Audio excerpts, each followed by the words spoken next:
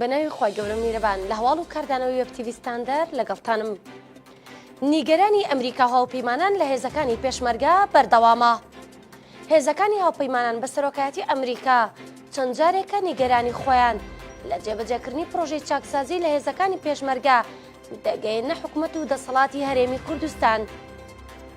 سستی پرۆسەکە بۆتە هۆکار تا هاوپەیمانان بیر لە ڕاگررتنی هاوکاریەکانیان بۆ وەزارەتی پێشمەرگە بکەنەوە.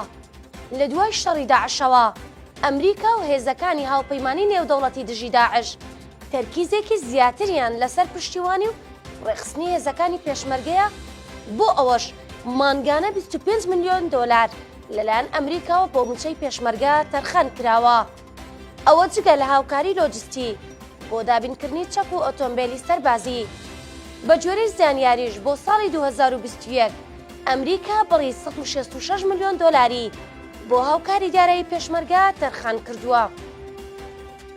لە پاڵ هاوکاریە سەربازی و لۆجستیەکان ئەمریکا و هێزەکانی هاوپەیمانان پرۆژەیەکی چاکسازی درێژخایەنیان خستوەتە بەردەم وەزارەتی پێشمەرگە کە لە 35 خاڵ پێکاتوە و گرنگترینیان بریتە لە یەخستنی تەواوی هێزەکانی پێشمەرگە و کەمکردنەوەیان و کۆتایی هێنان بە یەکەکانی 1970. هەروەها دانانی سیستەمێکی بەرگری تۆکمەی سەربازی بۆ هەرێمی کوردستان تێپەڕینی ماوەیەکی زۆر بەسەر هەوڵەکانی چاکسازی لەلایەن هێزەکانی هاوپەیمانان و هەر چار وڵات ئەمریکا، بەریتانیا، فەڕەنسا و ئەڵمانیا تێپەڕیوە. بەڵام بەهۆی سستی لە جێبەجێکردنی چاکسازیەکانی وەزارەتی پێشمەرگە نیگەران و داوا دەکرێن پەلە بکرێ لە چاکسازیەکان. لەلایەن خۆیەوە مستەفا چاوڕەش بەرپرسی یەکەی هەفتەی پێشمەرگە لە دیمانەیەکی ڕۆژنامەوەندا ڕایگەیاندبوو ئەمریکا و هاوپەیمانان فشارمان لەسەر دەکەن بۆ ڕێخستنەوەی هێزەکانی پێشمەرگە و هاوپەیمانان پێمان دەڵێن ئەگەر ئێوە خۆتان ڕێک بخەنەوە ئەوە زیاتر یارمەتیتان دەدەین بۆ ئەوەی هێزێکی نیزامی گرنگ پێک بهێنن.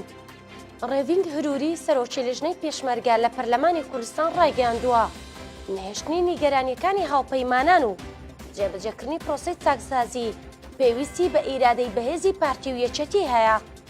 لەلایەکی تر بەهۆی فشاری ئەمریکاوە بڕیاربوو 3 موچە بەسەریەکەوە بە پێشمەرگەی لیوە هاوبەشەکانی سەر بە وەزارەتی پێشمەرگە بدرێت لەو هاوکاریە مانگانەی کە ئەمریکا دەیدات. بەڵام بۆی مەترسی ئەوەی ناڕزایی یەکەکانی 1970 سەر بە یەکێتی و پارتی لێ نەکەوێتەوە تا ئێستا موچەکانیان بەسەر دابەش نەکراوە. لە نوێترین پێشهاتیش لیژنەی کاروباری پێشمەرگە لە پەرلەمان داوا دەکا دابەش بکرێت. جێی باسا ماوەی زیاتر لە 14 ساڵە هەردوو هێزی حکومڕانی پارتی و یەکێتی کە خاوەنی هێزی سەربازین بەڵێنی یەخستن و بەهێزکردنی هێزی پێشمەرگە دەدەن. بەڵام هەوڵەکان بێ ئاکامن و لە کاتی گرژیەکان هێزەکانیان بەرامبەر یەکتر ڕادەگرن. ئەوەش مەترسینەمانی پشتیوانی نێودەوڵەتی بۆ بەهێزکردنی هێزی پێشمەرگە هێناوەتە پێش. سپاس کە بینەرم بوون.